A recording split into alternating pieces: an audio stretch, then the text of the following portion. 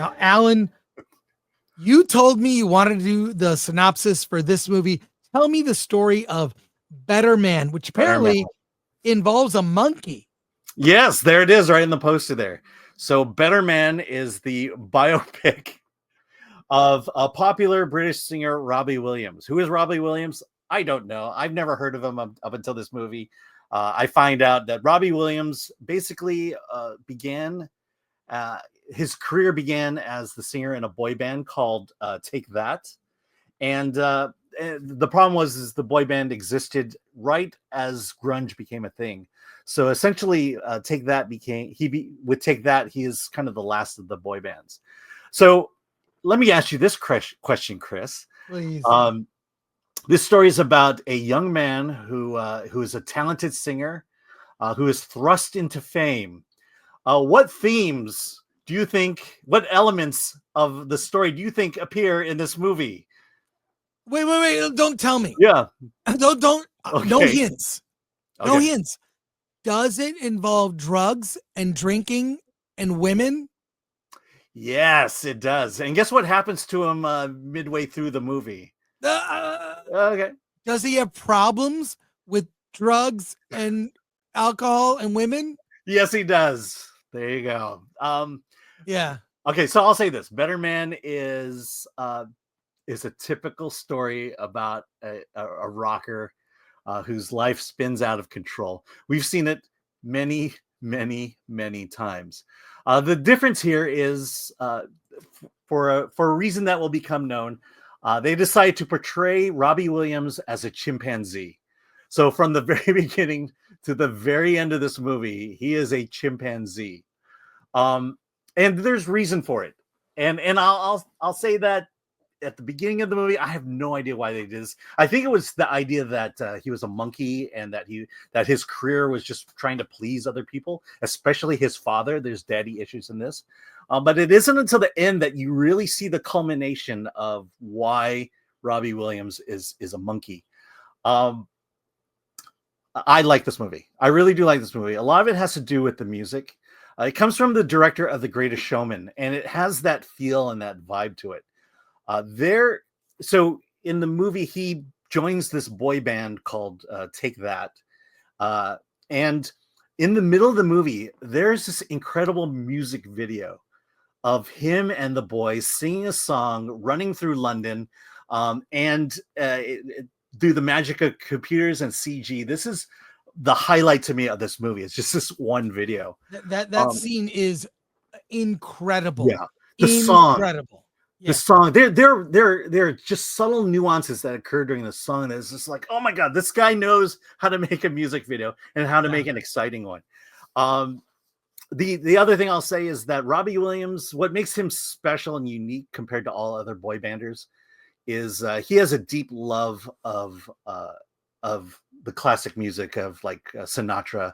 He's basically I would call him a cooler Michael Bublé.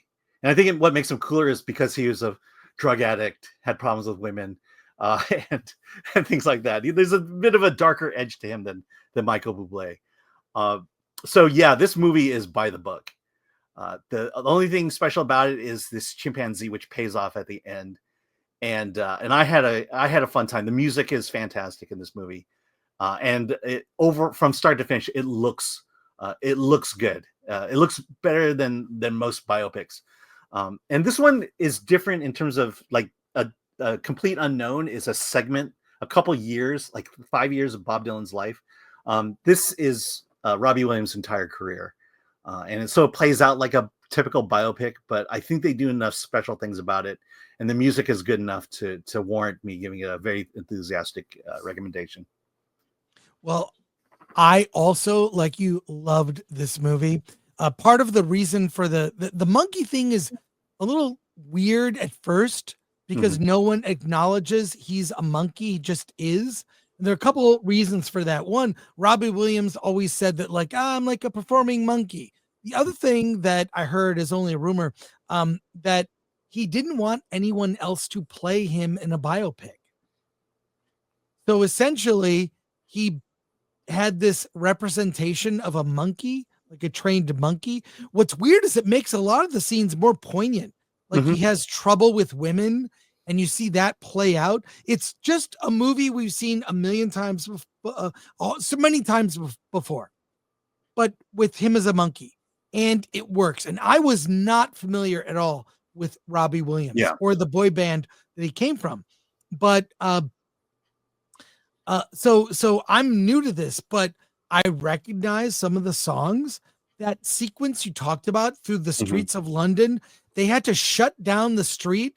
They did it, had to rehearse it twice. They had to redo it twice. This is also an independent movie. The guy who made it, the director, his name Michael Gracie, did Greatest Showman. No one would finance this movie. So it was completely independently done. So kudos to him for that. Yeah. I was blown away, and I was really, really taken with the whole thing. Like, you're sitting here and getting emotional over a monkey doing drugs, having problems with women. Then there's the big musical numbers. It shows him doing these huge music festivals in front of like 100,000 people. Like, it's how they made this. It's a technical achievement. And so I loved it as a the story itself. The thing I appreciate most about the story is just how self-aware Robbie Williams is in terms of allowing what is seen in this movie to make it into the movie. It takes a great deal of humility and pure lack of ego, because he is a dick. He's an a-hole, and you see that all as that self-defense mechanism in his life. And again, the monkey gimmick here, at the very end, at the biggest moment in his life, you see it all just comes together of why he is portraying himself as a monkey at the end. And to me, that's just smart storytelling. It's unexpected storytelling, and that's what I like to come to the movies for. Yeah, I enjoyed it as well. I mean, it's not just a rock biopic, but also a musical in many sense, like a series of music videos. The other thing one last thing to talk about in this film, the relationships. It delves into, he became famous at 15 and kind of emotionally stunted at 15. He's like a 15-year-old going through his career, and his relationship with his father, the consequences of that, his relationship with his mother, his parents were separated and divorced, his grandmother, and how he would watch TV and eat chips with his grandmother, and what his family, what they saw him go through, and how his love for his family, and how that sort of led to his drive to succeed. His drug problem for quite his drug problems. Now, I didn't expect to like the movie this much. So this is after, like, every time I'd see a trailer, I'm like, this looks stupid. I mean, I still think the trailer does not look great. Yeah. But the movie itself, I just was really taken with it. Well, the trailer, it's clearly some marketing person saying, well, the movie is about a guy as a monkey. So that's the movie. And so that's how we're going to promote this film. And that's a huge mistake. Well, I recommend it 8 out of 10 for me. Because the problem is, as you and I both said, we don't know who Robbie Williams is. And so to sell a popular singer from the UK to an American audience who barely knows who this guy is, it's going to be tough to do. And they're leaning into the monkey aspect of it, which I think is a mistake. Well, what do you think, Alan? What's your final verdict? Yeah, 8.5. Definitely. Wow. Yeah. I love this movie. I watched it again and still had a good time watching it.